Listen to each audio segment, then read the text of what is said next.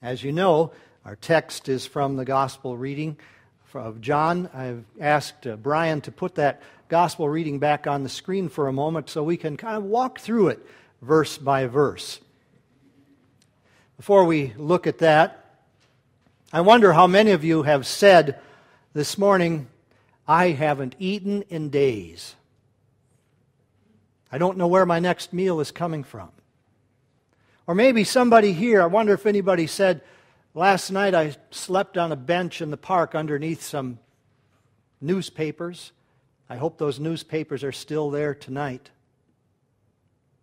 I really doubt that anybody would have said anything or experienced that. And why is that? Because we have been well provided for. Make no mistake about it, our great God has provided all that we need and more.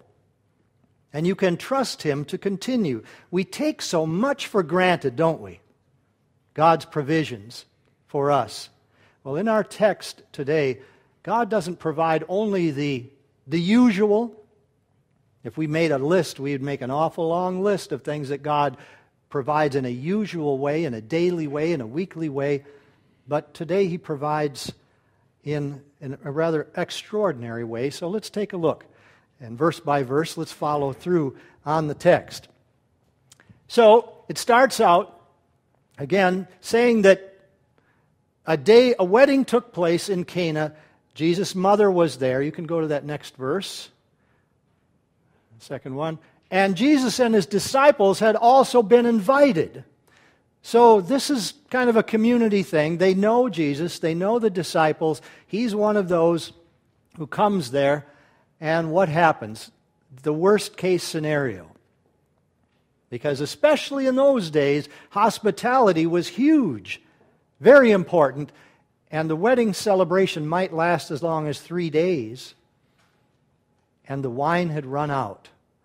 What an embarrassment for this young couple that is now being married. So Jesus' mother comes up to him and says, "Jesus, they have no more wine."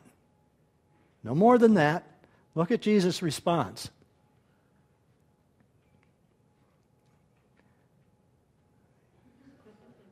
Okay.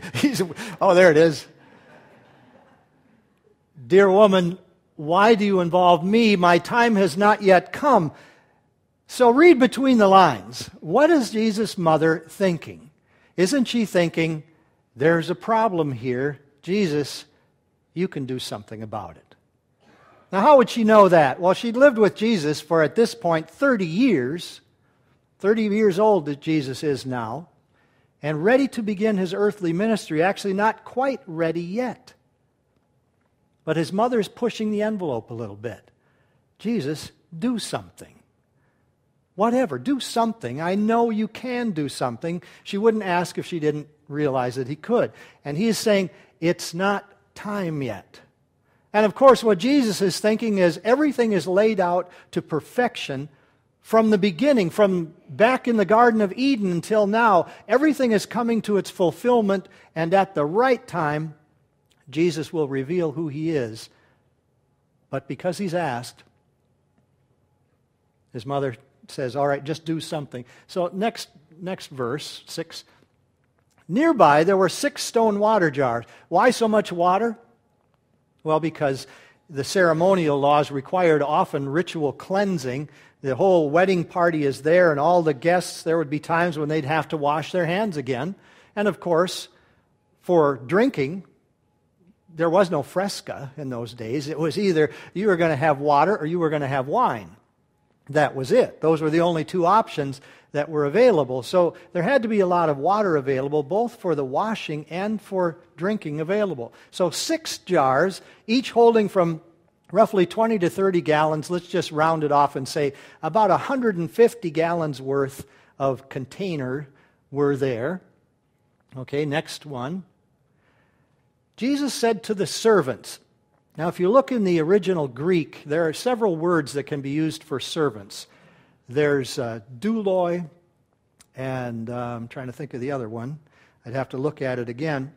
One of them is an indentured servant, and the other is someone who is voluntarily serving. This is the latter. These servants are people who have said, you're having a wedding, I'll help. I'll be there to help take care of things. So these are not paid people. These are volunteers, kind of like our willing workers here. These are people who have stepped up. So you might expect a little bit different attitude from them. They're not working because they have to. They're working because they want to. They're there to help out. And Jesus speaks to those people, and he says to them, fill the jars with water. And so they fill them to the brim. These are not union workers here. These are people who are glad to help. And fill it up, let's fill it up. Fill them right to the top. So 6 jars are full of water. Let's go to the next one.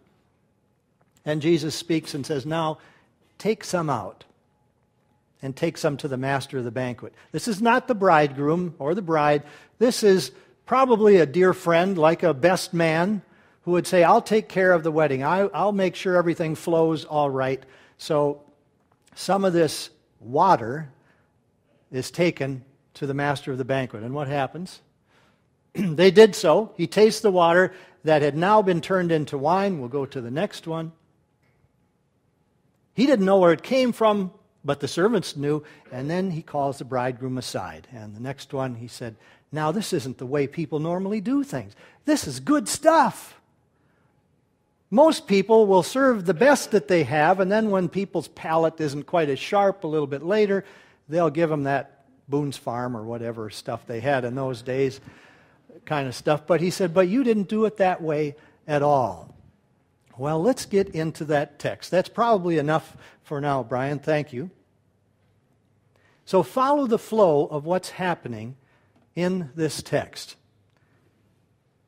You like to see the real life stuff coming out. This filling the water to the brim kind of reminds me of, kids. You probably had kids who pour a glass of milk and they pour it and it's right to the top. And they're going to spill some, but that's how they are. That's the kind of attitude that we see here. But I wanted to make a little side trip here on the wine. Most of you probably know that I make some wine, kind of dabble in that kind of stuff myself. And I can tell you for a fact that day-old wine, 1 day old wine, if it's just first day you've got this stuff, it's not good. It's bitter. The taste isn't mature at all. But that's not what we have here, is it? When he tastes this wine that just minutes ago was water, what does he say? This is the good stuff. So what do we learn from this? Think about it. When Jesus provides, he's providing mature wine. When does wine get better? Oh, red wine especially, if you age it 5, 6, 10 years, it's going to be much better than it will be in the week 1, week 2, so forth. So he's provided already mature wine. As I read this, I remember years ago, applying this to creation. Think about when God created the world and there was nothing. And God said, let there be.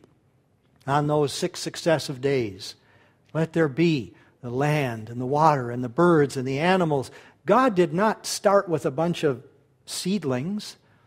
If Adam and Eve were walking around, there would have been nothing but just a couple seedlings here, or maybe a few eggs that were warmed by the sun. He created an already mature world. So if you had your calculations and your instruments and your carbon-14 machine, week 1 of the existence of this world, you'd say, well, how old is this? Well, this is must be 1 million years old.